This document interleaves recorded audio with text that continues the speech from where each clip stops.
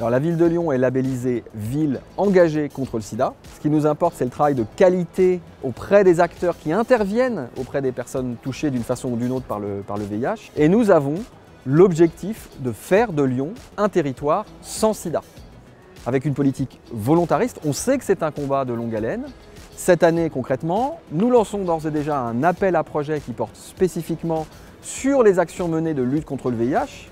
L'objectif étant de soutenir des acteurs qui sont engagés dans la thématique. Nous soutenons aussi l'organisation d'événements, y compris des moments festifs, autour à la fois de la sensibilisation, de la lutte contre le sida.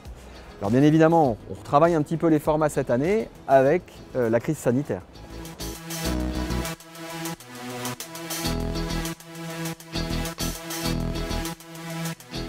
Alors on sait que dans cette période de crise sanitaire, il y a eu moins de tests faits pendant les périodes de confinement.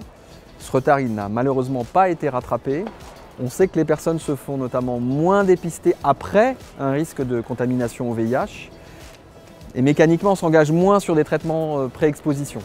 Donc il est indispensable de nous mobiliser pour prévenir un risque possible de reprise de l'épidémie de VIH en France. Alors, nous avons donc pendant toute la durée de la crise continué à soutenir bien évidemment la lutte contre le VIH ici à Lyon, notamment en lançant des permanences de dépistage SIDA dans chaque arrondissement au mois de décembre 2020, et puis en diffusant au plus grand nombre les informations sur les traitements, dont la PrEP qui reste encore malheureusement trop méconnue. Et puis bien évidemment, nous restons mobilisés aux côtés du SIDAction, parce que cet événement nous rappelle que le sida existe toujours et qu'il ne faut surtout pas relâcher notre vigilance pour éviter une reprise de l'épidémie.